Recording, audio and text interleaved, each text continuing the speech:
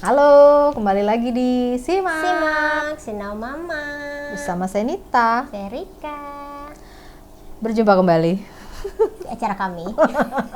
di acara Orang Dewasa Butuh Ngobrol. Itu betul. Gitu.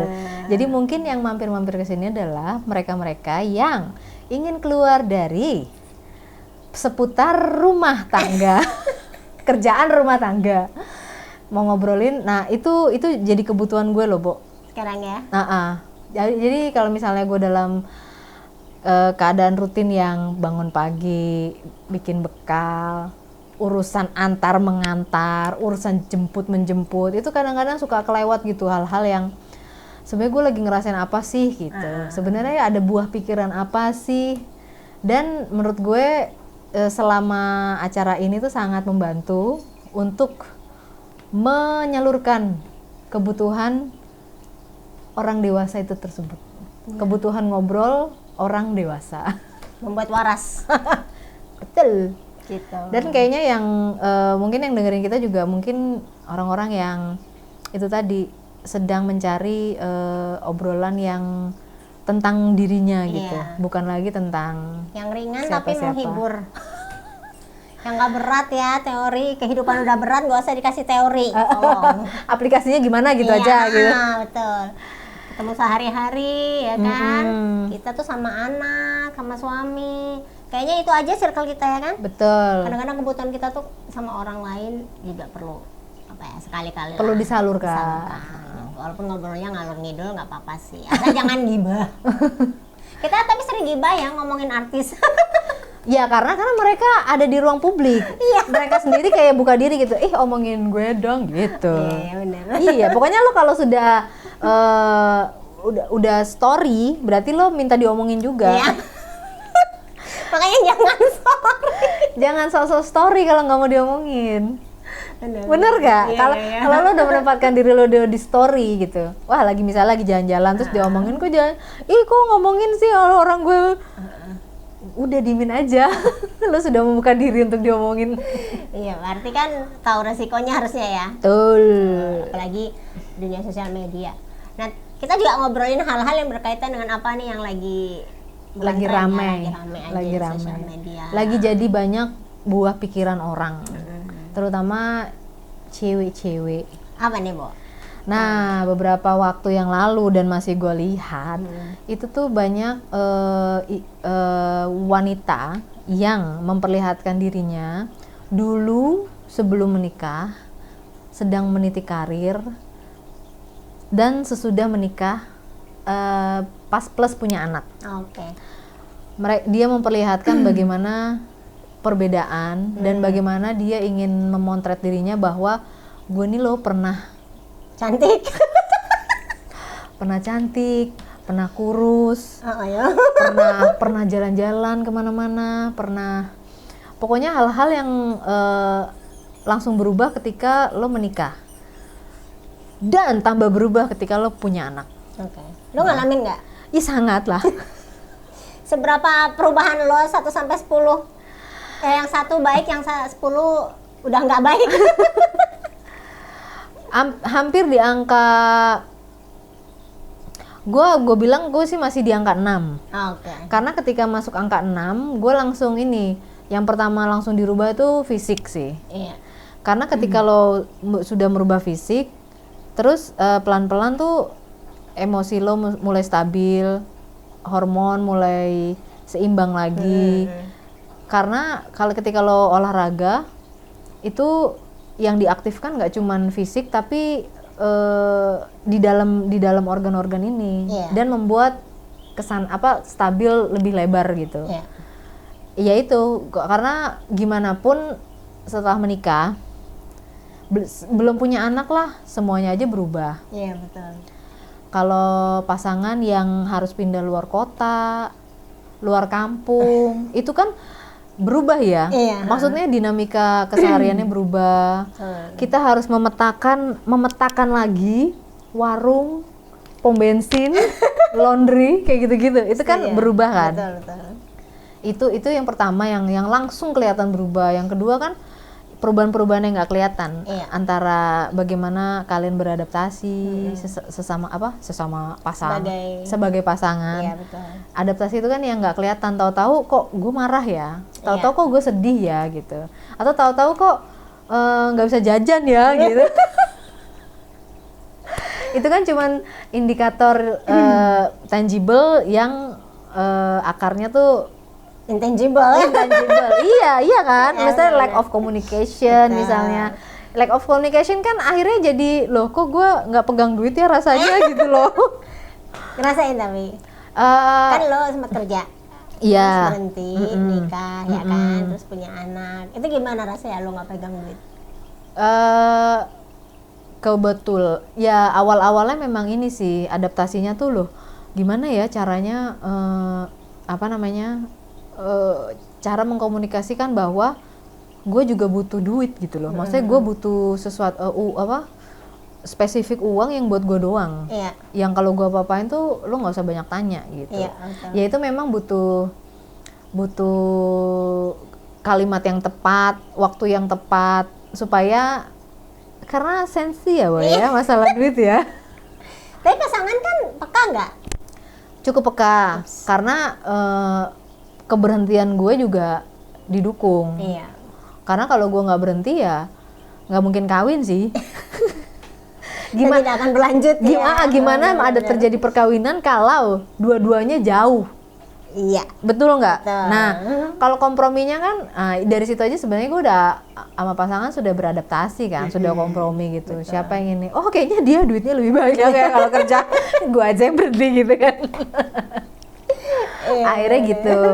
Nah itu udah banyak perubahan kan. Terus setelah menikah, gue 6 bulan kemudian sih punya anak. Nah itu juga, apalagi habis melahirkan. Gue sangat maklum di 3 tahun pertama seorang wanita itu, apalagi setelah melahirkan, itu agak lecek, gue sangat memaklumi. Karena fokusnya tuh udah bukan dia lagi. Pokoknya yang penting asal mandi aja. Bener. Asal mandi aja tuh udah bagus banget. Kalau misal lo bisa ditambah ya pakai baju yang enak dilihat apa segala macam tuh udah bonus lah kalau gue memakluminya begitu. Karena gue juga merasakan 3 tahun pertama tuh memang ya mungkin setahun pertama yang lecek banget. Tahun kedua lecek, setahun ketiga Lumayan lecek. lumayan lecek.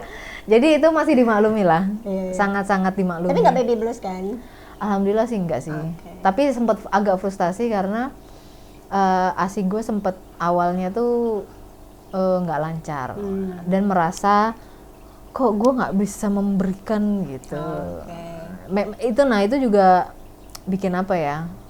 Lumayan frustasi lah. Udahlah jalan keluar. Betul. Ya kan? Udahlah kita nggak ketemu siapa-siapa karena pada level itu tuh teman-teman kita juga sedang membangun keluarganya masing-masing. Iya ya, udah menikah tuh memang circle-nya jadi berbeda. Bukan berbeda, kita jadi kayak keluar dari circle yang kita masukin sebelumnya gitu kan. Karena kita mau fokus ke circle baru gitu, Iya. ke keluarga. Kalau kita satu circle, terus kita menikah, yang lainnya belum menikah, mereka nggak akan relate. Betul. Kecuali mereka yang berempati ya, secara voluntarily gitu. Itu mungkin masih oke lah berkomunikasi. benar-benar. Cuman soalnya kita nggak bisa mendeskripsikan apa rasanya setelah punya anak. Memang orang tahu kita kelihatan capek, Iya. ya kan, mata merah, gigi kuning. Bau asem, bau asi. tapi cuman sampai di situ gitu loh. Rasa-rasa yang di dalam sini yang ya Allah, yang mereka datang cuman sejam jenguk kita. Kan cuman taunya anak pas tidur ya. Iya Allah, peaceful ya Bang. Kita yang 23 jam sebelumnya untuk banget ya, itu membuat si anak tidur. itu kan nggak bisa dideskripsikan sampai sebenarnya orang itu mengalami sendiri. Benar banget. Dan kadang-kadang kan situasinya lebih kayak apa? Kita dari orang yang single, yang biasa apa-apa semua gue, Iya, ya kan? Begitu punya anak tuh kayaknya hilang semua gue nya udah nggak ada. Iya, karena remnya di anak. Betul.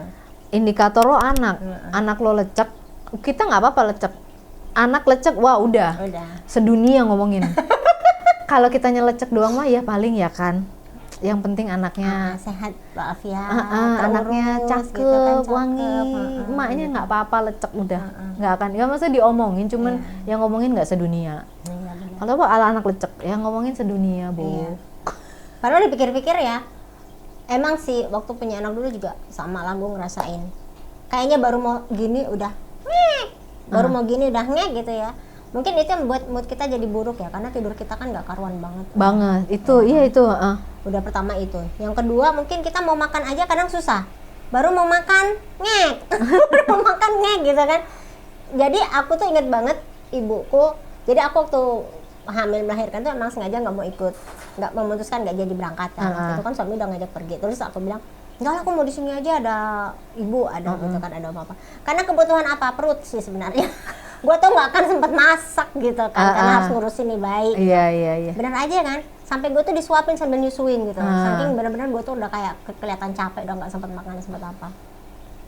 Ya itu support system itu memang perlu sih buat si ibu yang baru melahirkan gitu ya. Termasuk juga misalnya nih ada tamu yang berkunjung itu juga gue batasin. Gue bilang kadang-kadang kalau gue bener-bener nggak siap untuk ketemu tamu, gue nggak terima tamu. Walaupun gue udah siap, misalnya gue merasa gue udah mandi, udah segeran gitu ya. Tapi kalau gue habis mandi tuh pengen tidur.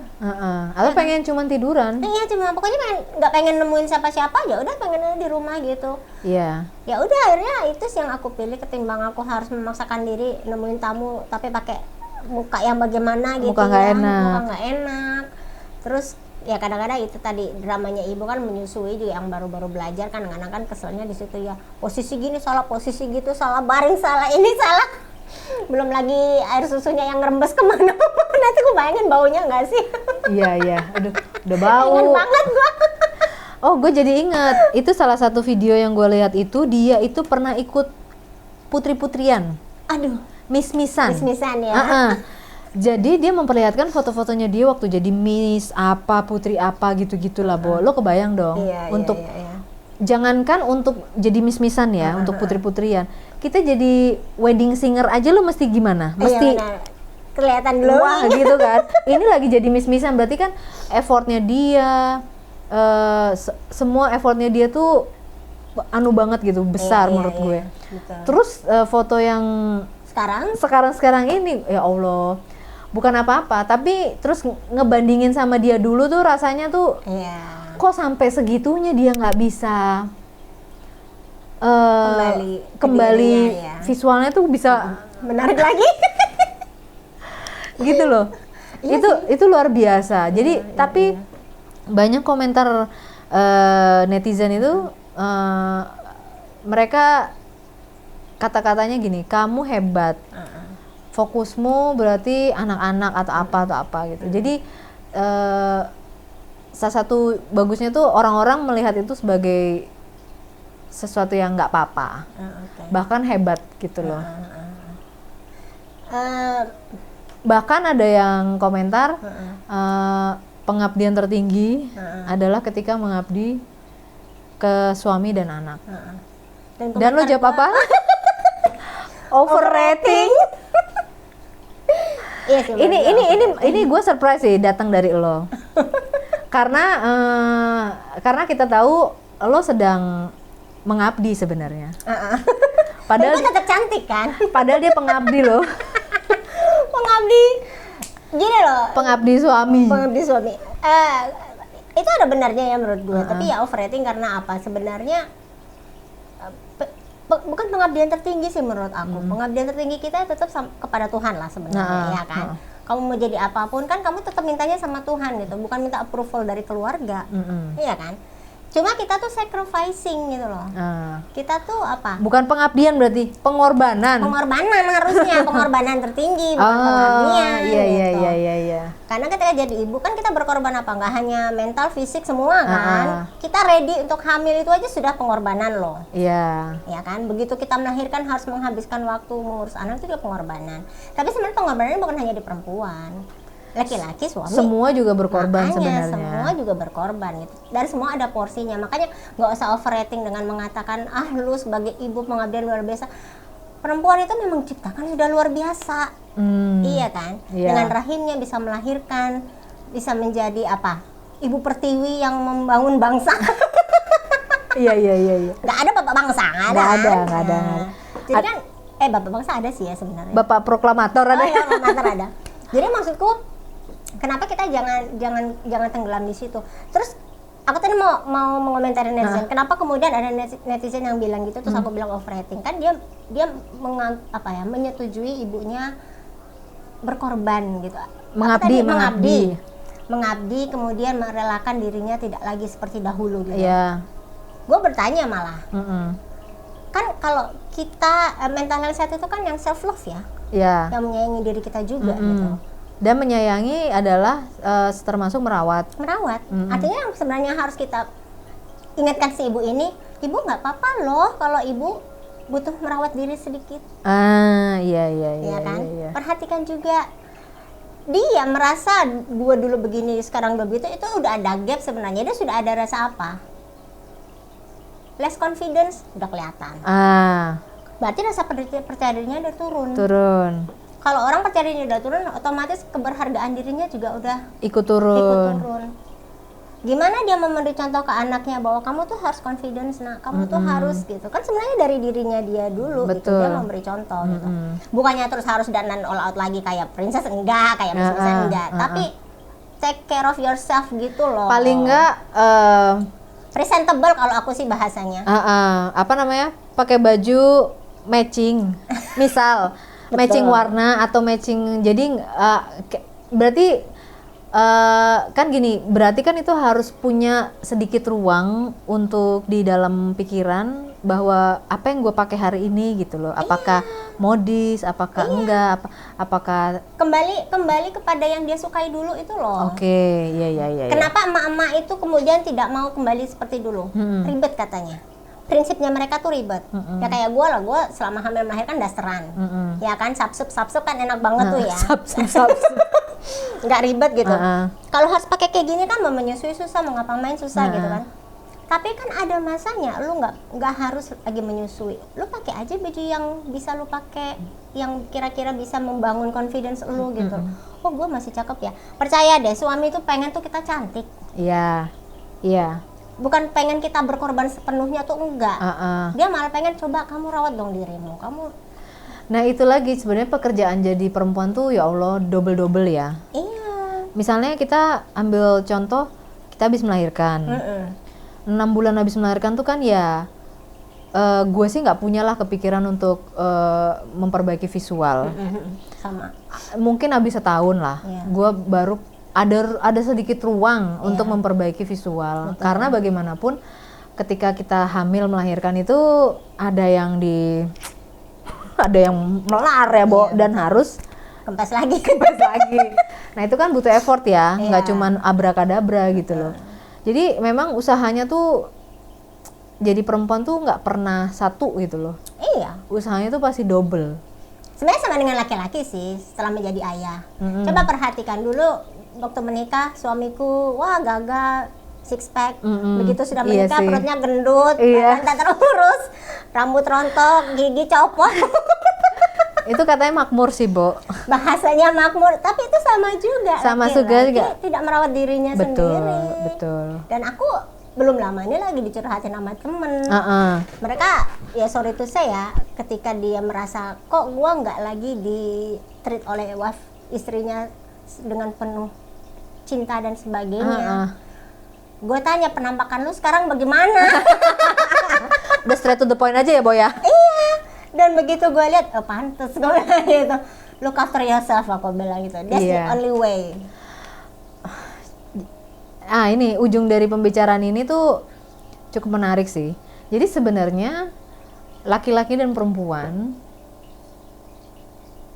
punya pengabdian yang sama dan punya pengorbanan yang sama. Sama, betul. Dan maka dari itu mereka juga punya istilahnya perawatan diri yang sama pula. Iya. Istilahnya porsi untuk merawat diri, mencintai diri kembali harus ada. Karena itu tadi menikah tuh terus tiba-tiba kehilangan identitas. Aku jadi ibu John, kamu jadi ibu Corin, kan gitu-gitu kan. Iya. Seolah-olah Lah, gue namanya bukan itu loh. Gue sangat menghindari itu sih, Bu. Iya kan? Sangat sampai gitu. sangat menghindari gue. Sangat menghindari Sangat. ya. Kita adalah diri kita, harusnya tetap Iya, seperti itu. betul. Suami kita yang bekerja itu tetap jadi dirinya loh, nggak fair banget kan? Ketika Iya. kita di rumah berubah menjadi nyonya. Suami kita Pak Budi, kita jadi Ibu Budi. Nah, padahal kita tetap Ibu Rika gitu kan. Ibu Wati ya, Bu, harusnya. Jadi kan hal-hal kayak gitu tuh sesuatu yang menurut aku perlu diingatkan lagi sebenarnya. Yes. Tapi kadang-kadang entah karena males, ruang untuk berpikir itu tuh kadang-kadang nggak ada. Iya. Entah males, entah udah capek. Betul. Karena setelah kita berpikir itu, kalau kita nggak berbuat sesuatu juga frustasi loh. Sebenarnya. Betul kan? Betul banget. Jadi mungkin ya udahlah nggak usah dipikirin, ntar juga masa frustasi lagi nambah-nambah masalah aja dalam hidup ini. Benar. Tapi kalau nggak dipikirin, kita nggak frustasi, kita nggak di shake gitu ya, Iya. ya nggak akan ada perubahan sih. Iya, benar banget gitu. Jadi ya Kan kalau perlu kan katanya ketika ibu habis melahirkan itu kan waktunya consume untuk baby ya. Sebenarnya bisa loh spare beberapa jam aja. Ketika anak kita tidur, kita titipin ke orang tua atau siapa, bahkan 1-2 jam untuk kita ngedate sama suami. Ketika bahasanya ngedate itu kan mau nggak mau kita dandan ya nggak sih? Iya. Suami juga akhirnya kan. Ini mengapa di negara-negara luar yang babysitter, daycare itu mahal, itu terjadilah sebuah perilaku yang mendisiplinkan anak dan mendisiplinkan keluarga. Betul. Karena bagaimanapun mereka akan butuh untuk me time. Betul. Me time, family time, husband and wife time. Jadi diatur sedemikian rupa tidurnya, jam-jamannya supaya dia bisa me time. Betul. Makanya itu sangat krusial, sensitif untuk mereka menjaga pace itu gitu loh. betul, Apalagi pace-nya, betul. dengan kultur bahwa ketika lo menikah orang tua itu lo nggak berharap apa-apa Iya, benar. dari mereka. Dan kadang orang tua sana dengan belak-belakan menolak. Lo kerjain sendiri, lo sudah memutuskan lo kerjain sendiri. Dan menurut gue itu membangun perilaku positif sih. Benar. Ketika lo nggak ada siapa-siapa, jadi lo dengan pasangan itu duduk. Kita nggak bisa kehilangan, gue nggak bisa kehilangan me time, lo juga nggak mau kehilangan me time. Mari kita atur. Iya. Ini. Iya kan? Sebenarnya Ini bisa sebenarnya diatur. itu sebenarnya bisa diatur. Asal jangan banyak yang ikut campur. Betul banget. Jadi hanya si suami dan istri, si bapak dan si ibu. Karena yang mengerti betul-betul kebutuhan ibu, bapak dan anak, ya itu ibu, tadi, bapak, ibu. keluarga itu sendiri. Orang tua hanya diberitahu aja. Orang tua tahu kebutuhan karena kan juga pernah ngalamin. Betul. Cuman kan secara spesifik nggak boleh ikut campur karena nanti merusak dinamika dalam keputusan mau diapain, mau ngapain, kapan ini itu. Jadi mungkin kalau misalnya pokoknya jam 7 anak kita udah harus tidur, gimana caranya supaya lo sama gue, lo pulang kerja, gue di rumah, kita bisa duduk ngobrol, Netflix and chill gitu. Betul banget. Orang tua jangan ada yang datang, awas datang bangunin anak gue. Bener banget. Iya nggak sih? Iya. Iya. Itu jadi menurut gue kadang-kadang bingung gitu sama mereka yang kok kelihatannya strict banget gitu. Dan kayaknya mungkin itu kali. Kita nggak tahu aja backgroundnya. Karena dia sudah menyadari lebih dulu bahwa gue nggak mau kehilangan me time. Betul. Karena kalau dia kehilangan me time, dia gila, nggak bisa ngerjain yang lain, ya nggak sih? Tapi kalau me time-nya terpenuhi, waras, jadi perjuangan yang jangka lama ini tuh terus-terusan bisa kerjakan gitu loh. Betul. Nah, jadi ya kenapa penting pasangan untuk kompromi, negosiasi, menentukan maunya gimana nih, hal apa yang mereka butuhkan untuk berkembang bersama kan, bertumbuh bersama. Berarti kan lo nggak apa-apa dong bilang gue nggak mau kehilangan me time gue. Boleh. Itu bukan sesuatu yang boleh. Kita bicara dilarang.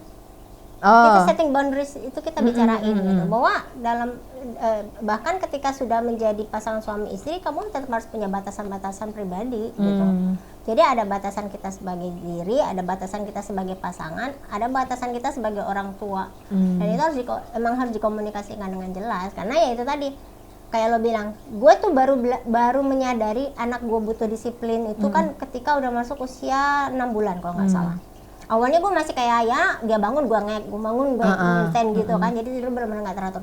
Begitu 6 bulan aku karena berat badan anak gue tuh naiknya dikit, dokternya terus kasih saran kan, ibu ini tolong dijadwal minumnya. Minumnya tidur dan minum, gitu. Dan ibu juga harus menjadwalkan asupan. Dan mati gue, kenapa harus dijadwalin gitu ya? Ternyata itu tadi supaya kualitas gue istirahat juga baik, betul, anak terurus dengan baik, dan produksi ASI juga mungkin lebih baik. Iya benar gitu kan. Jadi gue pegang-pegang. Kan akhirnya gue langsung sadar, iya ya, gue dulu sangat nggak bisa, gue merasa nggak mungkin lah ibu baru disiplin soal waktu tentang bayi itu ngek harusnya kita ladeni, angkat gitu. Nyata kan enggak, dia memang punya setiap 2 jam dia harus minum, tapi ada di fase dimana anak gue tuh 3-4 jam nggak bangun. Gue concern kan, gue tanya sama dokternya bilang, oh nggak apa-apa ibu, tidurnya lama berarti asupannya sebelumnya lumayan banyak terpenuhi gitu. Sinyalnya apa ya dok? Ya mungkin nanti kalau dia bangun ya langsung disusuin aja gitu. Itu juga kalau ibu misalnya merasa perlu diperah ya diperah aja. Untungnya gue nggak perlu sih, tapi ya itu tadi kan katanya juga ketika bayi sudah haus ini otomatis terisi. Jadi secara biologis kita tuh connect sama bayi. Gitu. Makanya jangan dikit-dikit diminumin. Seolah-olah dia haus, padahal nangis itu macam-macam loh. Tanda dia pipis, sakit perut atau apa gitu. Tapi memang minum makanya harus dijadwal. Jadi kita tahu, oh ini 2 jam kok dia belum bangun, berarti dia masih kenyang mungkin. Biarin aja dulu tidur gitu. Jangan dikit-dikit ditoel. Kita kan butuh istirahat. Coba 2 jam kita sempat ngapain? Mandi, kecerok-kecerok, makan, baru moler, iya nggak sih? Baru masukin ini sih laundry, ember, cucian ke itu. Iya kan?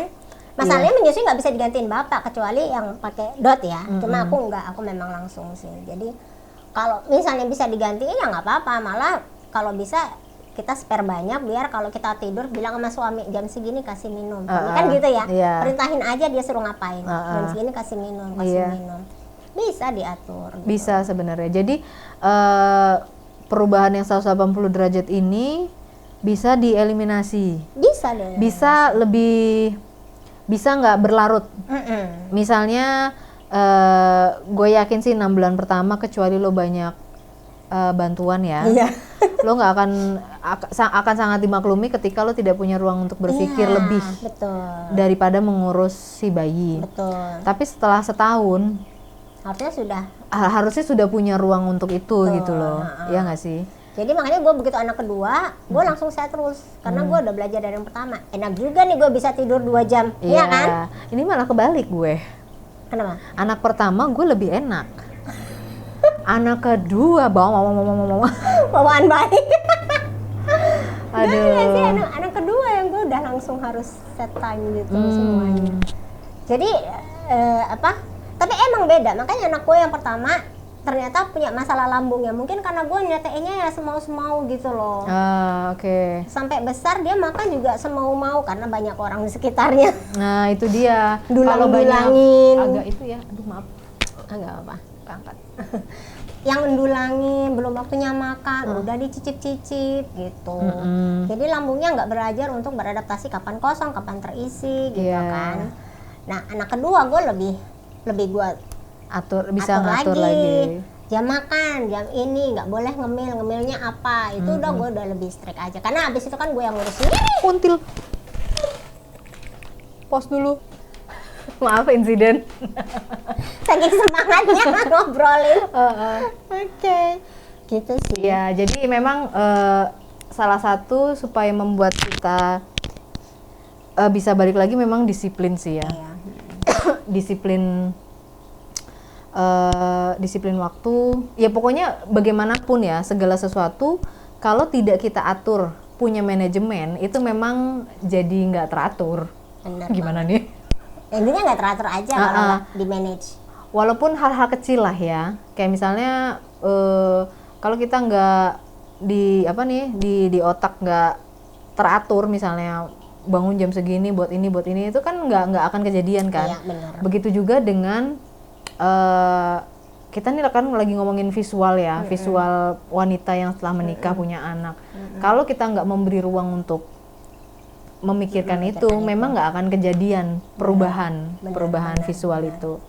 Jadi yang sebenarnya yang pertama itu adalah memberi ruang dalam kepala kita bahwa visual gue nih kayaknya bisa lebih baik deh. Iya, benar. Lebih baik buat gue. Kan kita sering ngaca ya, Bo ya? Iya. Lebih baik buat gue, dilihat orang enak. Betul. Karena dilihat orang enak itu juga penting sih. Iya, benar. Karena itu antara lu disamperin apa enggak itu sih. Iya nggak sih, Bo? Kalau visual lo nggak enak, udahlah bahasa tubuh nggak di manage, nggak diatur, bener. visualnya nggak enak, siapa yang mau deketin? Ya nggak, kan nggak bisa jualan ibunda-bunda ya kan? Iya. Gitu. Dan itu sebenarnya hal yang the way people ngelihat ibu-ibu baru melahirkan itu bukan bikin ibu depresi juga loh. Iya nggak sih? Iya. Kebayang nggak lo jalan sama laki lo bawa bayi, tapi lo tuh tampilannya udah kayak orang bangun tidur, Iya. yang nggak karuan. Orang pasti ngelihat. Dan ketika orang lihat tuh, kita yang si ibu ini, aku yakin ketika dia merasa dilihatin, apa sih yang salah sama aku? Gitu kan. Salah semua. Akhirnya kan dia yang merasa depresi sendiri gitu Iya, loh. iya, iya. Ada yang apa nih? Ada apa nih salah di gue gitu kan? Karena dia sendiri mungkin mau pergi nggak ngaca. Iya, betul. Jadi semangat buat para ibu yang baru saja. Ngomong-ngomong satu lagi. Oh iya, Baru ingat. Ngomong-ngomong soal manage tadi kan, Oke, kita kan manage gimana supaya kita bisa mengatur. Karena lu nyinggung soal hal yang intangible tadi, emosi itu juga perlu di manage kan, ya kan? Karena lu bisa memanage emosi, lo akhirnya punya ruang mungkin. Iya, sebenarnya di situ gitu. Gue capek, terus suami lu nyuruh lo dandan, nggak salah kan sebenarnya? Enggak. Terus kenapa kita emosi misalnya? Nanti aja kenapa sih? Kan nggak kemana-mana. Gitu. Ini gue tahu masalahnya apa. Apa tuh? Karena lo nggak delegasi tugas, lo merasa semua lo kerjain. Jadi lo udah Overwhelming duluan, beneran. terus dikomentarin, kamu mbok ya cantikan dikit. Wah itu sapu lidi melayang sih.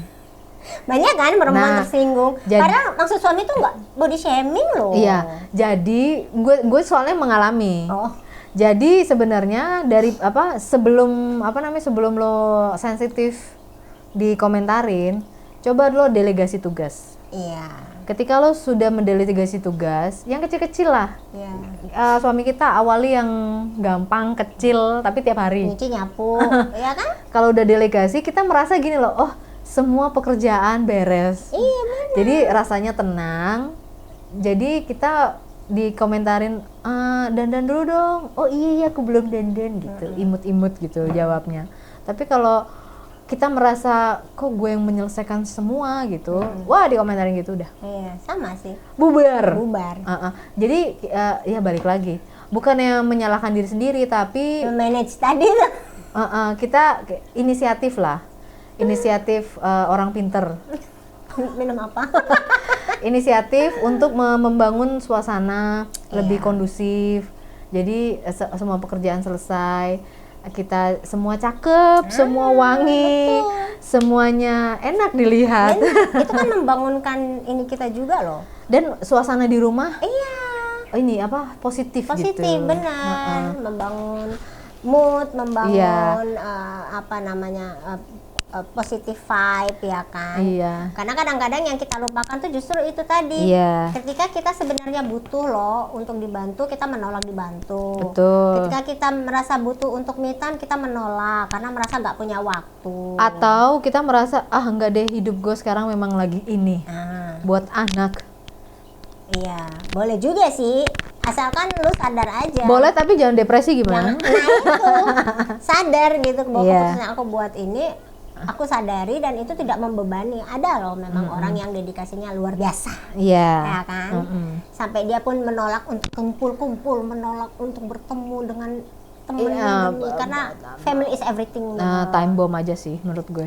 itu akan jadi time bomb. Karena gimana pun kita tetap selain social person, kita tetap individual person gitu loh. Iya, benar. Pasti akan ada masanya dia akan Iya. butuh itu, dan ketika kamu sudah lama menjaga jarak, mau ketemu lagi tuh kan ada rasa Yoi, ada butuh sekarang, udah udah selesai sama. siapkan dengan kalimat-kalimat dan pandangan yang lah dia datang.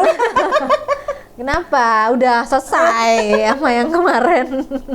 Ya kita juga ibu, sama-sama punya anak dulu. Betul. Ngerasain ya ketika nggak punya temen pengen curhat, kayaknya susah banget gitu. Iya. Karena berbarengan dengan teman-teman kita yang juga membangun hidupnya. Betul. Jadi kayaknya ngapain mau curhat nanya gitu, sesama orang gila? sama-sama Orang lagi pusing. lagi pusing dicurhatin ya kan. Kita harus curhat sama yang waras gitu loh, biar Ya, ikutan sama-sama waras. Jadi benar pesannya adalah silakan memikirkan juga kebutuhan diri sendiri ya ibu-ibu. Harus punya waktu dan ruang untuk diri sendiri. Kalau nggak sempat dandan sebenarnya paling sederhana tuh jaga kesehatan. Olahraga, olah tubuh. Iya. Kalau nggak bisa benar-benar olahraga, dance. Kalau aku sih, aku dulu seneng banget dance. Pokoknya raganya diolah. Iya benar. Kalau raganya diolah, nanti yang lain-lain Moodnya terbawa. sih. betul. Jadi nanti baru sadar, oh iya ya, kok ternyata kok gini enak ya. Kok ternyata agak terang sih nanti matanya Benar. melihat dunia. Karena aku ingat banget tuh, aku lagi capek-capek apa gitu, cuma pengen duduk aja, terus sama suamiku aku ditarik, ayo dance. Kita udah lama nggak dansa. Dia setelin lagu dansa, itu enak banget gitu loh. Walaupun gua pakai daster ya. Tetap dasteran. Makanya anak tidur berapa jam, ada kesempatan itu tuh manfaatkan gitu. Manfaatkan, maksudnya. Itu kan betul. our time sebagai Iya. pasangan. Iya. Walaupun nggak harus dandan, tapi ya cukuplah itu membangun chemistry lagi. Jadi merasa dicintai lagi. Betul. Gitu. Nah, Bapak-bapak ya. Ini makanya juga penting untuk membangun keluarga tidak di villa mertua indah mungkin, Iya. atau bahkan rumah sendiri, Bu. Iya benar. Karena gimana pun nanti lo akan dengar komentar gitu loh. Iya kalau sefrekuensi ya. Kalau enggak, Orang tua kita atau orang tua pasangan itu kalau sefrekuensi nggak jadi masalah. iya. Ketika tidak sefrekuensi ini loh, Iya, kadang-kadang kita nggak suka komentar-komentar yang Iya, bahkan kita mau ngerjain hal-hal sepele tuh dikomentarin tuh langsung bikin down gitu. Iya benar. Di situasi-situasi yang sensitif ini gitu. Kan ada banyak tuh kejadian ya, ibu-ibu harus tinggal sama mertua atau orang tua, sorry ya, misalnya ada yang bilang gini, padahal ibunya tuh capek mungkin ya, kurang tidur malam, baru goleran, loh kok belum bersihin rumah udah tidur, kok belum masak udah tidur, ya dikomentarin kayak gitu toh.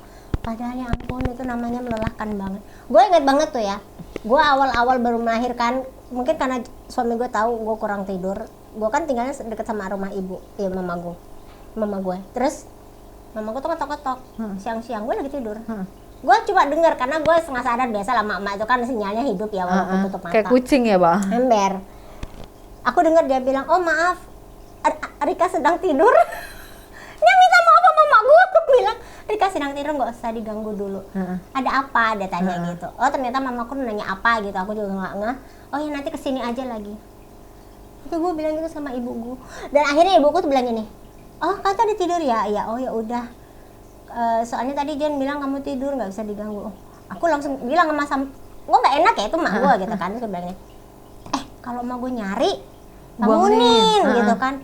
Oh jangan, kamu kelihatan capek, kamu nggak apa-apa. Lu lagi dibelain cuy. Makanya gue jadi nggak enak. Nah mungkin itu yang dirasakan ibu-ibu yang muda terus tinggal sama mertua atau orang tua ya kan, diminta terlibat di urusan rumah tangga kan susah nolak. Betul. Karena nggak ada enaknya, nggak ada apa. Belum lagi kalau ibu bekerja. Nah, Udahlah kan kerja. ya kan?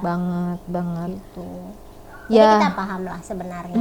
Tapi tolong diingat juga ada kebutuhan dasar yang berkaitan sama dirimu sendiri gitu. Kan egois lah sesekali. Ya nggak sih, Bu? Karena egois itu nggak selalu buruk kok. Negatif juga sih. Yang nggak akan tidak akan merusak 24 jam lah kalau cuma menghabiskan waktu 2 jam. Iya.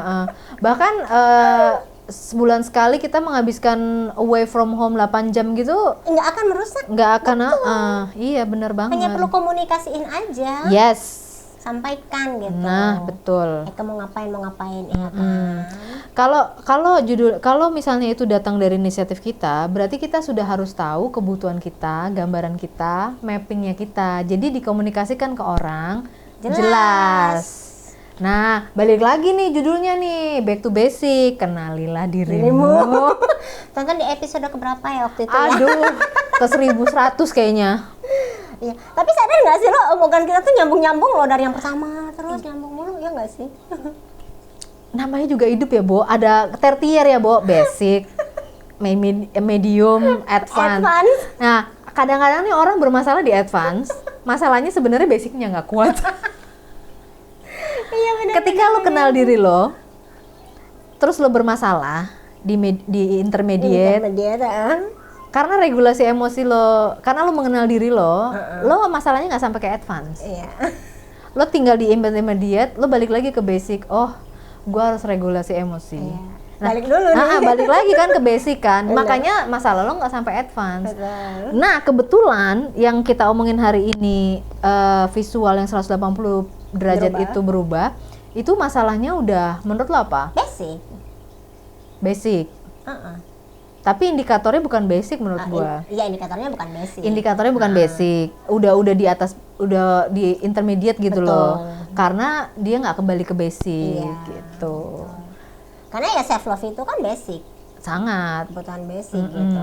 Dan kalau kamu merindukan masa-masa itu sangat wajar. Karena memang kamu harus mengikutkan itu di fase selanjutnya, membawa itu di fase selanjutnya kan kita bukannya lompat kan, Bo. Enggak. Semua kita bawa. Betul. Cuman mana yang kita bawa, mana yang enggak.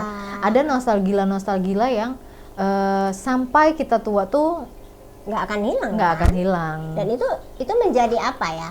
Bagian diri. Betul, menjadi bagian dari diri kita gitu. Itu udah pinter loh. Iya dong. Makanya ikut kelasnya ya. Atau banyak-banyak inilah. Banyak-banyak ngobrol sih menurut gue. Iya. Ketemulah dengan orang yang kadang-kadang orang tuh takutnya gini, ketemu orang ntar gue ngeluarin aib. Sebenarnya bukan soal ngeluarin aib ya. Lu kan bisa nahan diri apa yang mau lu keluarin. Bisa lu filter. Menjadi aib ketika di tempat publik sih, Bo. Kalau one-on-one gini, menurut gue bukan aib. Kalau udah misalnya lo udah saling percaya, itu bukan aib, itu benar-benar apa ya, menyalurkan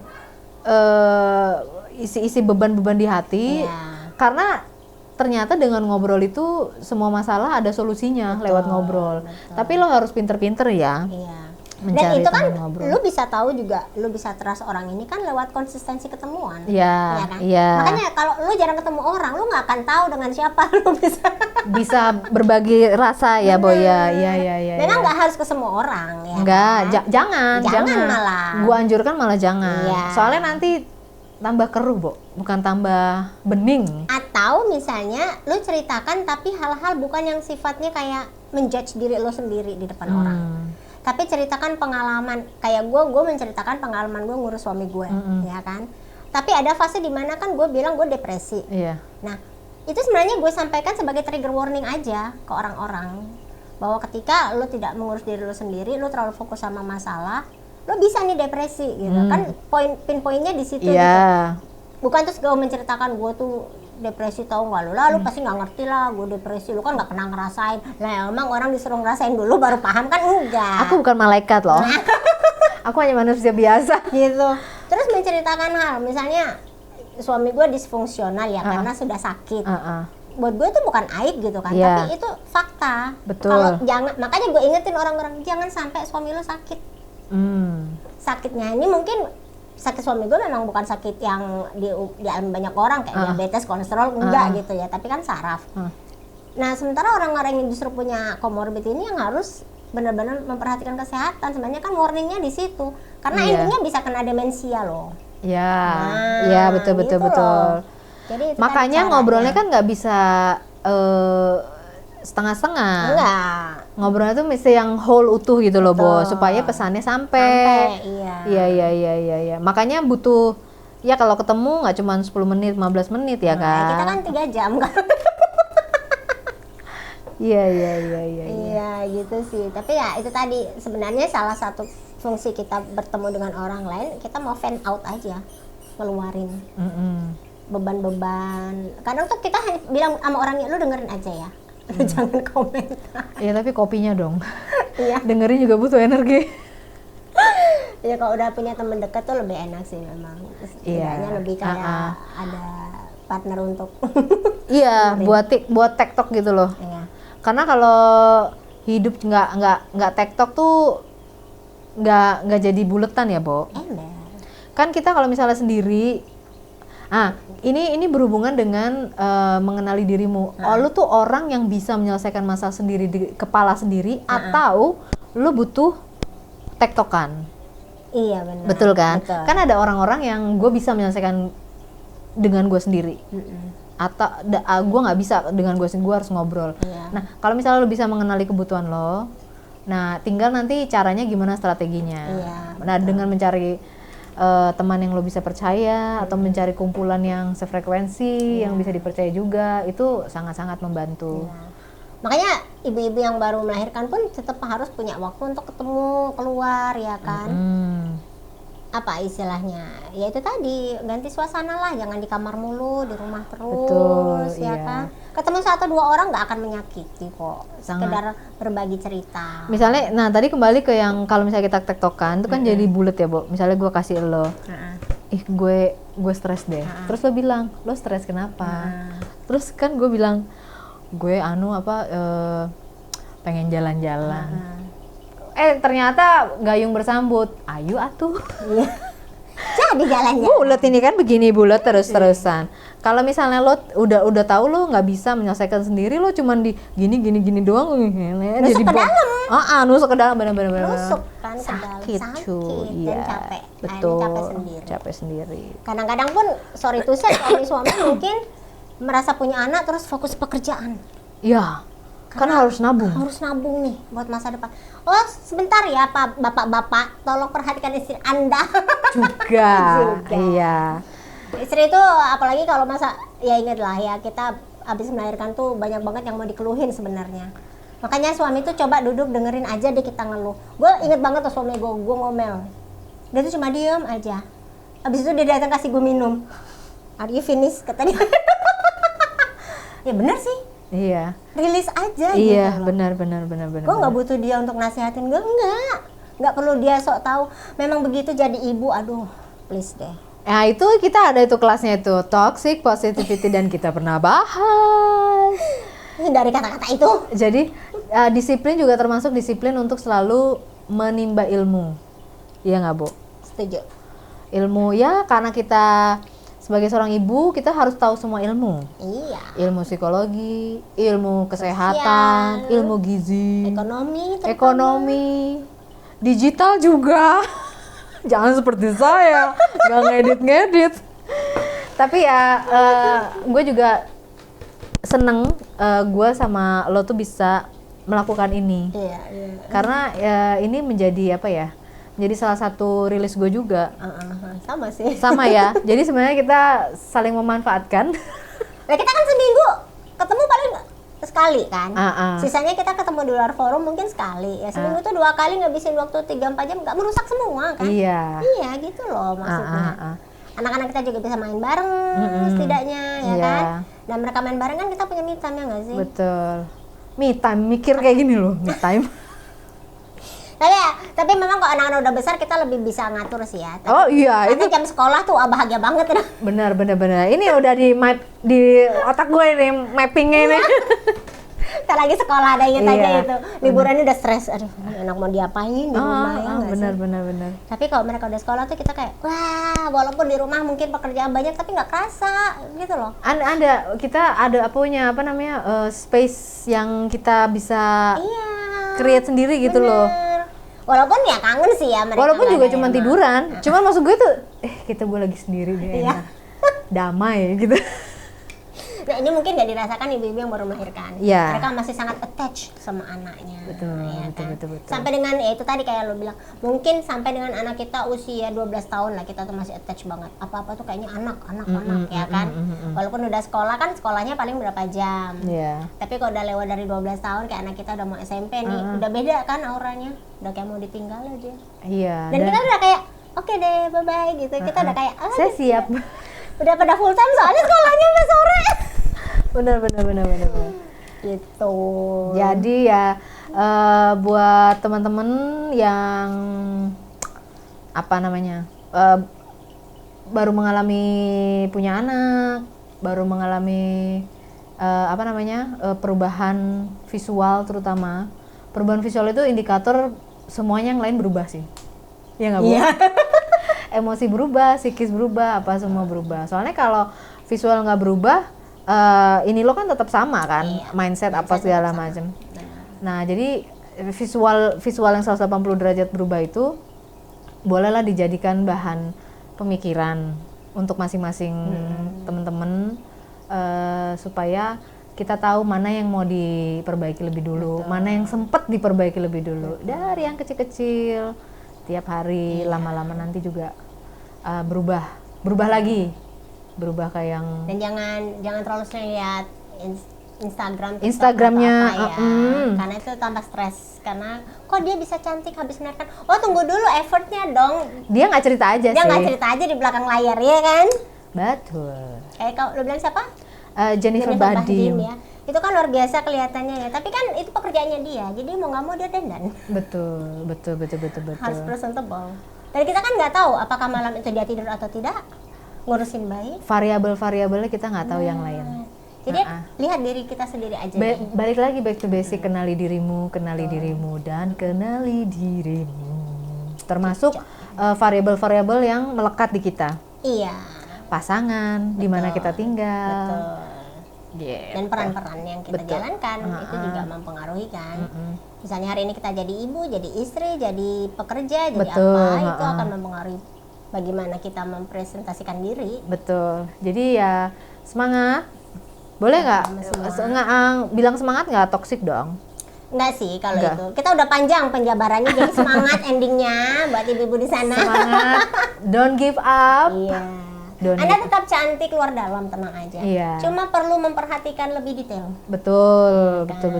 Supaya nggak keterlanjuran. Betul. Nggak larut, nggak terlalu Saya larut. malah kok jadi saya. Aku malah tidak menyarankan netizen untuk mengatakan, wah kamu hebat kalau dalam situasi dia sebenarnya tidak cukup memahami dirinya. Iya. Itu akan nanti jadi dia tidak berani keluar dari comfort zone loh. Betul. Membuat dia Atau itu sebagai mekanisme dia untuk nggak apa-apa. Nggak, takutnya malas bangkit nah, gitu loh. malas bangkit. Itu dia malas bangkit, dia nggak akan mau keluar dari comfort zone-nya Betul. dia terlalu nyaman di sini. Jadi Jadi nggak mau berubah. ini kita kita goyang-goyang Iya. ini Jadi pikiran-pikiran. berilah ide yang solutif sebenarnya. Gitu. Begitu. Jadi semangat dan semoga bermanfaat. Iya, sehat-sehat juga semuanya, ibu-ibu di sana. Iya. Jangan lupa jaga kesehatan diri, makan, tidur, gitu. Traveling kalau suka mah. Membangun cinta sama pasangan, diperbanyak. Ya Lewat kan? makan gimana, Bo? Boleh candlelight dinner ya kan, sekali-kali. Baiklah, sampai ketemu lagi Oke. minggu depan. Bye.